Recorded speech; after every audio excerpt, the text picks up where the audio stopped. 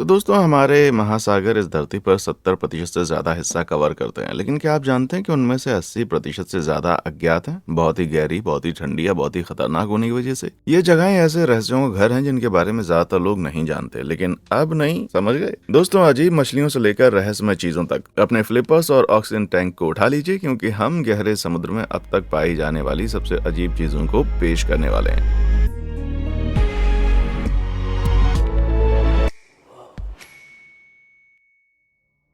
Aldrich horror.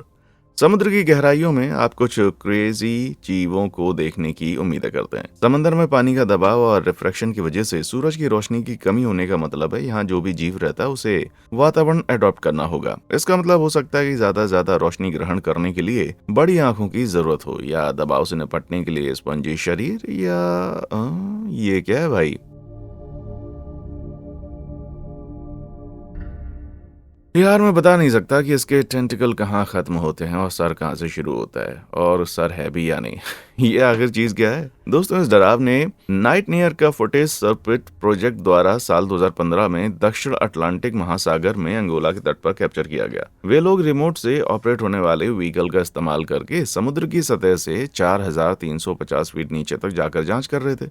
तभी उनकी नजर इस अजीब से जीव की तरफ गई। शुरू में उनको भी नहीं पता था कि ये क्या हो सकता है। उनको लगा कि ये बस एक कथुल का अंडा हो सकता है, लेकिन नजदीक से इसकी जांच करने के बाद उन्होंने पाया कि असल में कोई एल्ड्रिच हॉरर नहीं है, बल्कि एक किस्म का सी फॉन O4 है। ये समुद्री जीवों की एक कॉलोनी होती है जो एक साथ मिलकर छत्ते की तरह काम करती हैं। हालांकि हम इंसानों के लिए वो बस एक डरावने जानवर की तरह लगते हैं, लेकिन बता दूं कि इनके छत्ते जैसे स्ट्रक्चर का मतलब है एक कॉलोनी का कोई यूनिफॉर्म शेप का साइज बिल्कुल ना होना, जैसा कि ईवी नॉटिल्स टीम ने साल 2014 में खुलासा किया था। आपको ये भी बता दूं कि लगभग 200 फीट पानी के नीचे यूएसए के दक्षिणी तट पर भी उन्होंने ये अनोखा सिनोफोर देखा था। हालांकि ये स्ट्रक्चर उससे बिल्कुल ही अलग दिखता था जो कि हमने पहले देखा, लेकिन ये दोनों जीव बिल्कुल एक ही परिवार से संबंध रखते हैं। हाँ भाई, क्योंकि सिर्फ एक को देखने का डर काफी नहीं था, इसलिए मैंने दूसरा भी दिखा दिया आपको।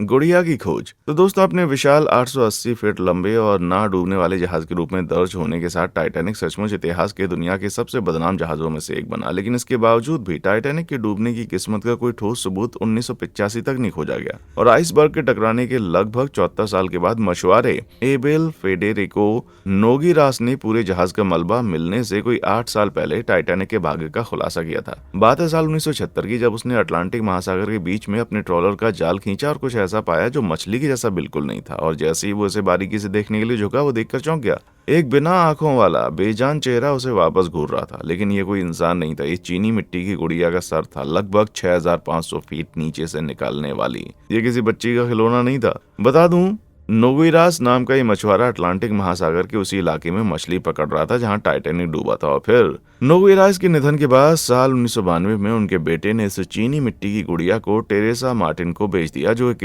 डॉल कलेक्टर थी। लेकिन इसने गहराई इसके इतिहास की छानबीन की और जहाज पर सवार होने वाली सारी लड़कियों के बारे में डॉक्यूमेंट्स खोजे जो अपने साथ गुड़िया लेकर आई थी। उसे पता चला कि टाइटैनिक पे सवार ईवा हार्ट ने इस पर एक नोट लिखा था कि उसने अपनी गुड़िया को केबिन में छोड़ दिया था जब वे जहाज से निकल रही थी। फिर पता चला कि गुड़िया का सर बनाने वाले शो नाव और हॉफमिस्टर 1906 था, वो वही जिन्होंने हार्ट की गुड़िया को भी बनाया था। वाह भाई, चलो ठीक है, आप जो भी करो, पर इस बारे में जेम्स कैमरून को कोई भी मत बताना, समझ गए ना?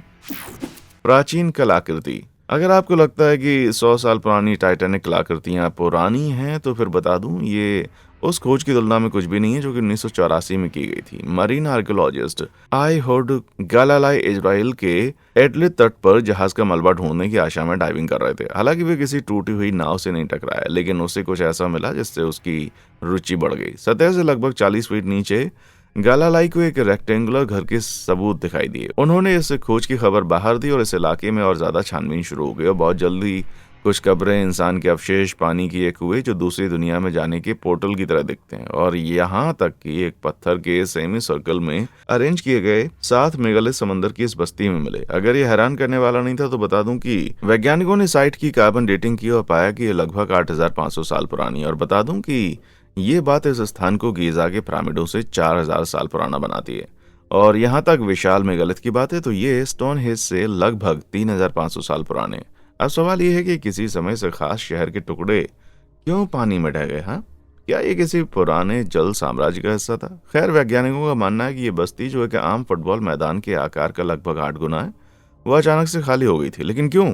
तो एक स्टडी में अनुमान लगाया गया है, जिस समय जब एलियट याम मौजूद था, उस समय पर दक्षिणी इटली के माउंट एटना में एक विस्फोट होने के कारण लगभग 130 फीट ऊंची सुनामी आई थी, जिसने पहाड़ों से ढके हुए कोस्टल शहरों को कुछ ही घंटों में अपनी चपेट में ले लिया था। यार, काश कि उन्होंने उन विशाल मेगलिथ के बजाय बाढ़ से बचने की कोई चीज बनाई होती। पीछा करने वाला अजीब जानवर। दोस्तों, ये गहरा समुद्र न सिर्फ बीते हुए युग की कलाकृतियों का घर है, बल्कि ये कुछ तेज तर्रार जीवों का स्थान है जो आज के दिन भी जीवित हैं। अब भूरे रंग के इस जानवर को ले लीजिए, जिसे डीप सी लेजोर्ड फिश के नाम से जाना जाता है। यार, इसे देखकर मुझे आज रात नींद तो बिल्कुल नहीं आने वाली। लेकिन ये मछलियां देखने में जितनी डरावनी लगती है ना, मैं इनसे टकराने के बारे में ज्यादा चिंता नहीं करूंगा, क्योंकि ये 2 फुट लंबे जीव पानी में 2000 फीट से 11000 फीट की गहराई में रहते हैं और समुद्र के इस भाग को मिडनाइट जोन के नाम से जाना जाता है। ये वो जगह है जहां लगभग हर समय अंधेरा रहता है। हाँ, यहाँ तैरने वाले किसी बायोल्यूमिनेसेंट जानवर की लाइट ये हो सकती है। यहाँ लाइट की कमी का मतलब है कि गहरे समुद्र में रहने वाले लेजर्ड फिश को अडॉप्ट करना होगा। शिकार का पता लगाने के लिए वो अपनी विशाल आंखों का इस्तेमाल करती हैं और उन गहराइयों तक जाने वाली थोड़ी सी रोशनी को एम्पलीफाई करती हैं। फिर भी इस प्राणी की एकमात्र डरावनी खासियत इसकी विशाल आंखें नहीं है, बल्कि उनका राक्षस जैसा विशाल मुंह, सैकड़ों नुकीले सुई जैसे दांतों से भरे होते हैं, जिनका इस्तेमाल वो शिकार को तरने और फंसाने के लिए करते हैं। डीप सी लेजर्ड फिश गहराई में रहने वाली दुनिया की सबसे खतरनाक शिकारियों में से एक है और वो अंधेरे में मिलने वाली किसी भी चीज को खाने में संकोच नहीं करती, यहाँ तक कि अपनी प्रजाति भी। अगर भी किसी दूसरी लेजर्ड फिश मछली के पीछे दौड़ते हैं तो संभावना है कि वो भी वापस इस पर हमला कर सकती है। हाँ? ये वैसा नहीं है जैसा मैंने सोचा था। दोस्तों, इस गहराई में कितना अंधकार है और जीवन का होना कितना मुश्किल है जहाँ ये मछलियां पनपती हैं। इस वजह से सभी डीप सी लेजर्ड फिश हेर्मोफ्रोडिटिक होती हैं, मतलब उनमें नर और मादा दोनों के रिप्रोडक्टिव ऑर्गन होते हैं, इसलिए वे अपनी प्रजाति के किसी भी मेंबर के साथ ब्रीड कर सकते हैं। खैर, ये बात इस कहानी को एक पूरा मोड़ नहीं देती। अपने भोजन के साथ खेलो भाई। मजबूती से खड़ा होना। तो भाइयों, गहराई में और ज्यादा आगे जाते हुए हम सतह से लगभग 15,000 फीट नीचे के अंधेरे में पहुंच गए। तो हमें एक और अजीब जीव मिलेगा। ट्राइपॉड मछली के नाम से जाने जाने वाली ये मछली अतल समंदर में पाई जाती है। ये मिडनाइट जोन के ठीक नीचे का इलाका है जो 13,000 से 20,000 फीट तक फैला हुआ होता है, और ये वही जगह है जहां ट्राइपॉड मछली अपना काम करती है। इसका काम अपने पंखों के 3 लंबे प्रोजेक्शन के साथ खड़ा होना है। डीप सी लेजर्ड फिश के विपरीत इन जीवों को बड़ी आंखों का आशीर्वाद तो नहीं मिला है, पर इसके बदले में उनमें एक पीपर्स हैं जिनका डायमीटर मुश्किल से 1 मिलीमीटर होता है। अब आपको लगता होगा इससे ट्राइपॉड मछली का शिकार करने में काफी मुश्किल होगी, लेकिन ऐसा नहीं है। एक बार गहरे समुद्र तल पर बसने के बाद ये अजीब मछली पानी के चलने की दिशा में अपना सर घुमा लेती है। फिर ये तब तक बिना हिले डुले इंतजार करती है जब तक कि इसे एक अच्छा शिकार ना दिखे, और अपनी आंखों से नहीं बल्कि अपने लंबे पेक्टोरल पंखों के साथ। ये पंख एंटीना की तरह उसके सिर के ऊपर मंडराते रहते हैं और नजदीक आने वाले किसी भी शिकार के तैरने की वाइब्रेशन को डिटेक्ट कर लेते हैं। क्योंकि ट्राइपॉड मछली बहुत ही गहराई में बसेरा करती है, इसलिए डीप सी लेजर्ड फिश की तरह वो भी अकेली प्रजाति है, इसलिए वे भी हेर्माफ्रोडिटिक होती हैं। लेकिन ये मछलियां ना सिर्फ अपनी प्रजाति के किसी भी दूसरे सदस्य के साथ संभोग करने में सक्षम है, बल्कि वे स्पर्म और अंडे दोनों का इस्तेमाल करके बच्चे पैदा कर सकती हैं। इसे कहते हैं रिसोर्सफुल होना, है ना।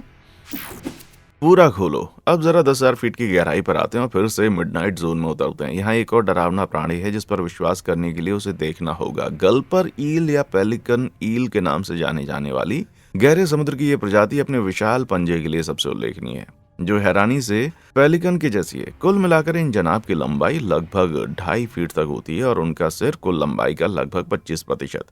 लेकिन इनमें पाए जाने वाले चॉप न सिर्फ बड़े होते हैं बल्कि वे ढीले डाले भी होते हैं, जिस वजह से वो ज्यादा खुलने में सक्षम होते हैं। साथ ही उनके निचले हिस्से की ढीली स्किन एक विशाल जाल बनाती है जो अपने आकार से दोगुने शिकार को फंसा सकती है।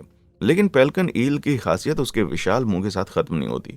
बता दूं, उनके शरीर के दूसरी तरफ एक चाबुक जैसी पूंछ होती है जो रोशनी पैदा करने वाले अंग के रूप में काम करती है, जिसे फोटोग्राफर कहा जाता है। बायोल्यूमिनेसेंस होने के कारण फोटोग्राफर चमकदार गुलाबी होता है जो ईल के चारों ओर के गहरे पानी को रोशन करता है।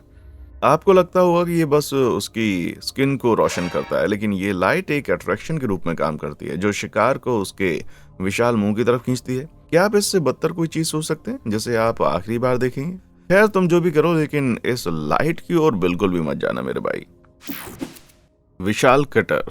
तो अजीबो गरीब जीव ही एकमात्र ऐसी चीज नहीं है जिसे नीले पानी में देखकर आप सिर खुजलाने पर मजबूर हो जाएंगे। भाई आप क्या करेंगे अगर आपको चाकू जैसी कोई बड़ी चीज स्कूबा डाइविंग के दौरान दिख जाए? मेरा मतलब जरा हैरान कर देने वाली इस तस्वीर पर एक नजर डालिए।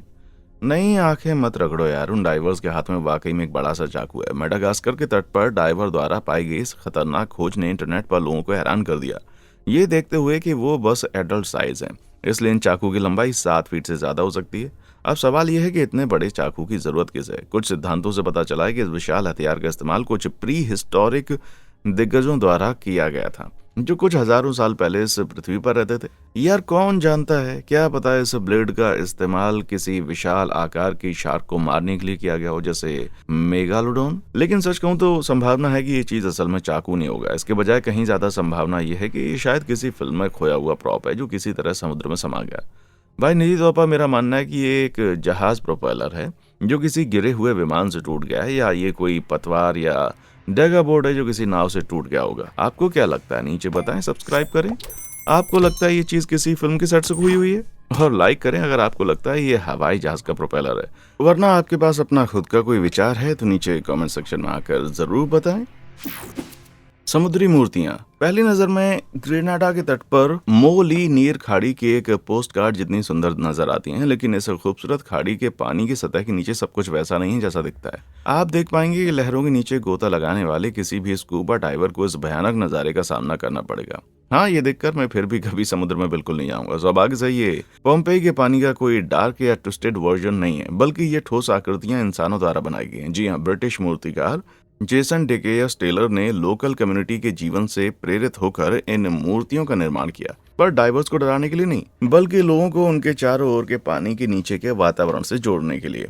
यार सोचो, आप एक समुद्र सुंदर आकर्षक स्कूबा डाइव पर जा रहे हैं और अचानक तुम्हारा सामना उनसे हो जाए। साथ ही लगभग 4500 मील दूर नॉर्थ मोलिनेरे खाड़ी पर पानी के नीचे एक और डरावनी मूर्ति मौजूद है। जी हाँ दोस्तों, सतह से 134 फीट नीचे नो शा टेल झील की गहराई में आपको ये 16 फीट लंबी रीढ़ की हड्डी को सिकुड़ा देने वाली शार्क की मूर्ति देखने को मिलेगी, जो वाकई में आपको समंदर में नाइटमेयर देखने का एहसास कराएगी। अब सवाल यह है कि 16 फीट लंबी डरावनी शार्क स्विट्जरलैंड की एक झील में क्यों है? खैर बता दूं कि इस भारी भरकम जानवर को 2007 में बनाया गया था और चोको लैक नाम की एक शॉर्ट फिल्म के लिए प्रॉप के रूप में इस्तेमाल किया गया था। फिल्म खत्म हो जाने के बाद इस डरावनी शार्क की मूर्ति को झील में फेंक दिया गया, शायद टूरिस्ट को अट्रैक्ट और डराने के लिए। मेरा मतलब, क्या आप इमेजिन कर सकते हैं कि आप झील में तैर रहे हैं, वो भी इस बात से बेखबर होके कि यहाँ समुद्री राक्षस मौजूद है? भाई मुझे लगता है मेरा वेस्ट सूट थोड़ा और गीला हो जाएगा। बाद में मिलते हैं मगरमच्छ। गहरे पानी में छिपे घातक शिकारियों के बारे में बात करते हुए अब हम अपनी अगली डरावनी खोज पर पहुंच गए हैं, जो पानी की सतह से लगभग 6000 फीट नीचे मैक्सिको की खाड़ी में रहते हैं। जी हाँ, आपकी आंखें आपको धोखा नहीं दे रही। गहरे नीले पानी के तले पर वो एक मगरमच्छी है, और हाँ, उस डरावनी शार्क की तरह ये गैटर कोई मूर्ति कला तो बिल्कुल भी नहीं है। ये जनाब 100% असली है। भाई क्या आप कल्पना कर सकते हैं कि गहरे समुद्र में डाइवर्स के लिए कितना डरावना होगा जब उनका सामना इन शक्तिशाली शिकारियों के साथ होता होगा। लेकिन सवाल यह है कि एक मगरमच्छ जो आमतौर पर नदियों और झीलों में पाया जाता है, वो गहरे समुद्र में कैसे जिंदा रह सकता है? उत्तर है, वो जिंदा नहीं रहते। आप देख पाएंगे ये मगरमच्छ जिंदा नहीं है। पता चला है कि ये मरे हुए 3 गैटर एक एक्सपेरिमेंट का हिस्सा थे, जिसमें लुइसियाना यूनिवर्सिटीज मरीन कंसोर्टियम के मरीन बायोलॉजिस्ट ये देखने के लिए उन्हें गहरे समुद्र में फेंक देते हैं कि वहां पनपने वाले जीव इस अनयूजुअल भोजन पर कैसे रिएक्ट करेंगे, और नतीजा ने उनको चौंका दिया, क्योंकि उन्होंने देखा कि एक पूरे मगरमच्छ को फुटबॉल जितने आइसोपैड ने 24 घंटे से भी कम समय में निगल लिया। दूसरे सैंपल को भी उसकी हड्डियों तक को कुतर दिया, जिसके बाद इस अजीब भूरे रंग की झाग पैदा हो गई, और डीएनए स्टडी करने के बाद पता चला कि ये अजीब अवशेष असल में हड्डी खाने वाले कीड़े की पाई गई एक नई प्रजाति थी। जैसे कि गहरे समुद्र को कोई अजनबी नहीं मिलता। और जहां तक तीसरे शव का सवाल है, तो बता दूं कि रिसर्चर्स इसके बारे में नहीं जानते। ये पूरा गैटर 8 दिनों के बाद गायब हो गया था, और पीछे सिर्फ उसे डुबाने के लिए इस्तेमाल किया गया हार्नेस और वजन ही था। हालांकि आगे जांच करने के बाद वैज्ञानिकों को वहां से घसीटे जाने के निशान मिले, जहां उन्होंने इस 40 पाउंड भारी गैटर को छोड़ दिया था। लेकिन आज तक वो नहीं जानते कि किस विशाल जीव के पास एक पूरे मगरमच्छ को नष्ट करने की शक्ति और इतना बड़ा पेट था। हाँ दोस्तों, ये वाकई में बहुत ही हैरान करने वाली बात है। कछुए की कब्र। यार, मगरमच्छ ही समुद्र की गहराई में समा जाने वाले एकमात्र रेप्टाइल नहीं है। आप जरा फोटोग्राफर जोश वर्गारा से पूछिए, जब वो मलेशिया में सिपादान आइलैंड के तट पर डाइविंग करने गए तो उसे मंत्रमुग्ध कर देने वाले कुछ समुद्री नज़ारों को देखने की उम्मीद थी, लेकिन इसके बजाय उसने कुछ ऐसा देखा जिसके बाद उसके शरीर में सिहरन पैदा हो गई। लगभग 75 फीट पानी के नीचे वर्गारा को एक गुफा दिखाई दी, लेकिन बता दूं कि ये कोई आम गुफा बिल्कुल नहीं थी। ये गुफा बहुत सारे मरे हुए कछुओं से भरी हुई थी। इस गुफा को वहां के स्थानीय लोग कछुए की कब्र के नाम से जानते हैं, जो दर्जनों कंकालों से भरी है। अब समुद्री कछुए अकेले रहने वाले जीव हैं, तो फिर इस कब्रिस्तान में इतने सारे कंकाल कैसे मिल सकते हैं? खैर, कुछ लोगों का मानना है कि कछुओं ने इस गुफा को आराम करने की जगह के रूप में चुना था, ताकि वो अपनी आखिरी सांसें शांति से बिता सकें। लेकिन दुख की बात है कि शायद इसकी असली एक्सप्लेनेशन इतनी आसान नहीं है, क्योंकि इस गुफा में बहुत सारे ट्विस्ट और टर्न हैं। इसलिए ज्यादा संभावना है कि हर एक कछुआ किसी न किसी पॉइंट पर अंदर आकर भ्रमित हो गया होगा। जबकि कछुए की एक खासियत है कि वो 2 घंटे तक अपनी सांस रोक सकते हैं। इसका मतलब शायद बाहर निकलने का तरीका ना जानने की वजह से उन सभी का दम घुट गया। भाई, ये इतना दुखद है उतना ही अजीब भी है। डरावना शेल।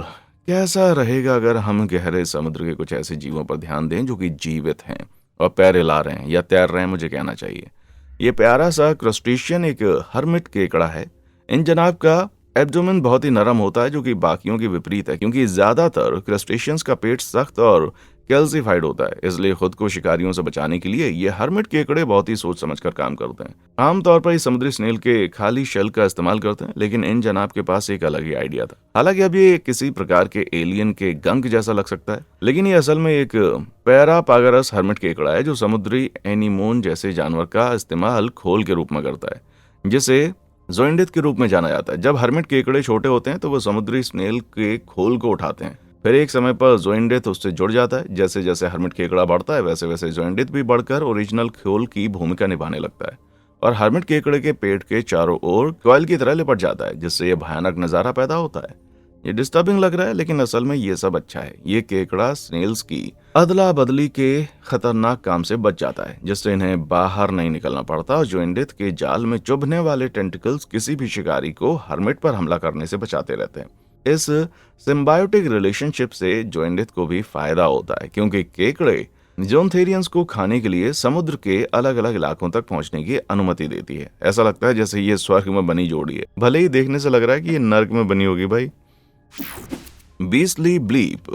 बात है अप्रैल 2023 की, जब रोमन फेडोसोरवे बेरेंट सागर में मछली पकड़ने गए, जो रूस के उत्तरी तट पर है। वो एक कमर्शियल ट्रॉलर पर काम कर रहा था और सामान्य किस्म की कॉक, हेडहॉक और शायद अगर भाग्यशाली रहता तो मैकरल भी पकड़ लेता। हालांकि सिर्फ यही सब उसके जाल में नहीं दिखाई दिया, क्योंकि उसके पास जिस किस्म का जाल था वो 3300 फीट नीचे पहुंचने में सक्षम था। इसलिए खौफनाक जीवों को भी जहाज में खींच कर ले आना कोई बड़ी बात नहीं थी। और उस मनहूस दिन फेडोसोर ने इस डरावनी मछली को खींच लिया। इसका गुलाबी मुंह, पपड़ीदार काला शरीर, छिपकली जैसी पूंछ और अजीब तरह की उभरी हुई आंखें इसे पूरी तरह से एक डरावना सपना बनाती हैं। तो इसकी एक तस्वीर ऑनलाइन पोस्ट करने के बाद इस जीव के बारे में अलग अलग सिद्धांत सामने आने लगे। कुछ लोगों का कहना था कि ये एक रियर एबनॉर्मलिटी है, कुछ ने इसकी भयानक हालत के लिए पोल्यूशन को जिम्मेदार ठहराया, लेकिन पता चला कि ऐसा कुछ भी नहीं था। ये मछली प्याज जैसी आंखों वाली ग्रेनेडियर है। ये एक रे पंख वाली मछली है जो लगभग 3000 फीट नीचे पनपती है। अब इन लोगों के पास फेडोसोर्व की खोजी हुई चीज के सभी अजीब विशेषताएं हैं, बस कुछ चीजों को छोड़कर। सबसे पहले उनका फैला हुआ गुलाबी मुंह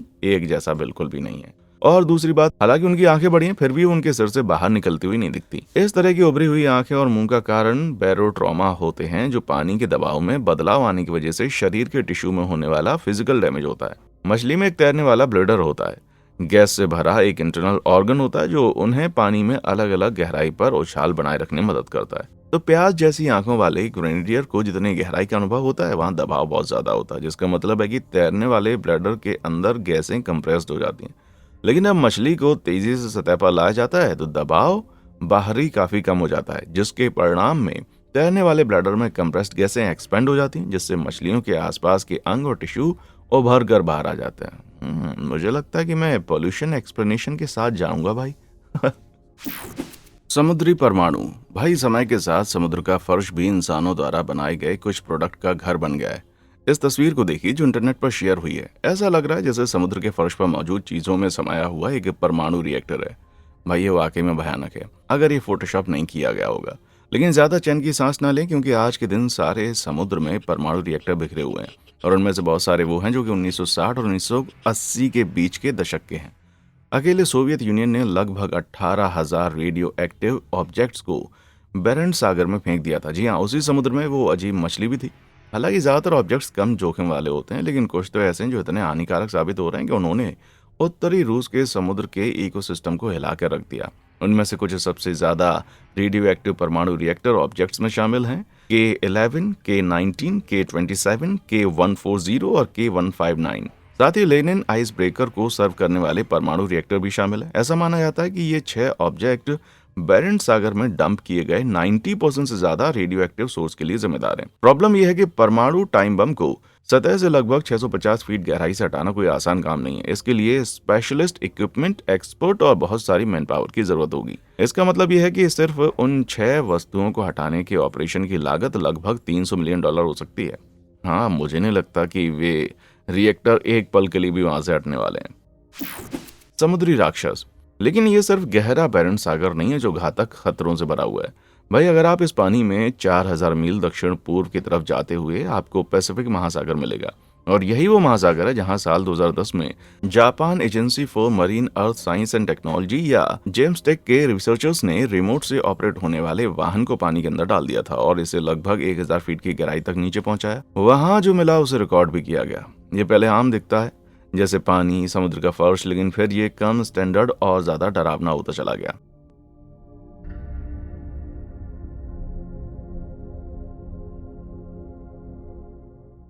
आखिर ये भला है क्या भाई? एक राक्षस जैसी समुद्री गाय या पोकेमॉन मुक को जीवन मिल गया है? इस फुटेज को देखने के बाद कुछ लोगों ने यह भी सुझाव दिया है कि ये शायद नीनजेन हो सकता है, जो मॉडर्न लोक कथाओं का एक क्रिप्टिड जीव है। कहा जाता है कि रिसर्चर्स ने एक बार इस ह्यूमनॉइड समुद्री जानवर को अंटार्कटिका के तट पर भी देखा था और उनका अनुमान ये था कि ये जानवर लगभग 65 से 100 फीट लंबा होगा। आसान शब्दों में कहें तो इसका आकार लगभग एक ब्लू व्हेल जितना है। अगर ये बात आपको काफी अशुभ नहीं लगी तो बता दूं कि नीनजेन के बारे में यह भी कहा जाता है कि उनकी बड़ी बड़ी आंखें और 5 उंगलियों वाले हाथ भी होते हैं। अब हम इस जीव के पूरे आकार या इसके अंगों को अच्छी तरह से तो नहीं देख सकते, लेकिन ये आंखें वाकई धड़कनें तेज करने वाली हैं ना भाई। शायद नीनजेन सिर्फ एक लोक कथा नहीं है, लेकिन ऐसा भी कहा जा रहा है कि व्हीकल को ऑपरेट करने वाले रिसर्चर्स का मानना था कि ये नीनजेन नहीं है, बल्कि सिर्फ एक चट्टान है जिसके साथ कुछ बार्नकल जुड़े हुए हैं, जिससे इसमें आंख होने का भ्रम पैदा होता है। हालांकि आपको क्या लगता है, क्या ये बार्नकल से ढकी हुई चट्टान है या फिर एक विशाल आकार का ह्यूमनॉइड समुद्री राक्षस जो दुनिया को तबाह करने वाला है? मुझे पता है कि मेरा पैसा किस पर है। नीनजेन, हाँ? क्या तुम मुझे स्क्वाइट कर रहे हो? भाई, हमने अब तक गहरे समुद्र में अजीब तरह की जितनी भी खोजें की हैं, उनमें से एक ऐसी चीज है जो उन सभी को मात दे देगी। क्यों? खैर, शुरुआत के दिन के लिए हैंडल जोन में पाया जाता है। ये महासागर का सबसे गहरा भाग होता है। समुद्री खाइयों के सबसे निचले भाग में स्थित हैंडल जोन की तुलना में ज्यादातर लोग तो भाई चंद्रमा पर आ गए। अगर आप किसी तरह यहाँ पहुंच गए तो मैं आपकी आंखें खुली रखना चाहूंगा। कहीं ऐसा ना हो कि आपकी सबमरीन इस अजीब महासागर में किसी चीज से टकरा जाए। यार, ऐसा है जैसे स्लेंडरमैन ने स्क्विड का रूप ले लिया हो, लेकिन स्लेंडरमैन बस एक क्रिप्टिड है जो सिर्फ इंटरनेट पर मौजूद है, लेकिन ये चीज असली है। सर घुमा देने वाली लगभग 20,000 फीट की गहराई पर रहने वाला ये खौफनाक जीव मैग्ना पिन्ना या बिग फिन स्क्विड के नाम से जाना जाता है, और अपने नाम के मुताबिक इन जनाब के शरीर पर बहुत बड़े पंख होते हैं। जी हाँ, तकनीकी रूप से टेंटिकल्स हैं, और दूसरे स्क्विड के विपरीत उनके अपेंजेस कोहनी जैसे जोड़ों पर टिके होते हैं, और टेंटिकल्स का मेन हिस्सा खुद स्क्विड के शरीर के निचले हिस्से में लटका हुआ होता है। कुल मिलाकर बता दूं, ये अपेंडेजेस लगभग 26 फीट लंबे हो सकते हैं, जिससे वे NBA बास्केटबॉल होप की ऊंचाई से 3 गुना के करीब हो जाते हैं। लेकिन अपने लंबे आकार के बावजूद ये जीव जिस गहराई पर रहते हैं, उसका मतलब है कि उन्हें देखने का अवसर बहुत ही कम होता है, इसलिए उनके बारे में जानकारी भी बहुत ही कम है।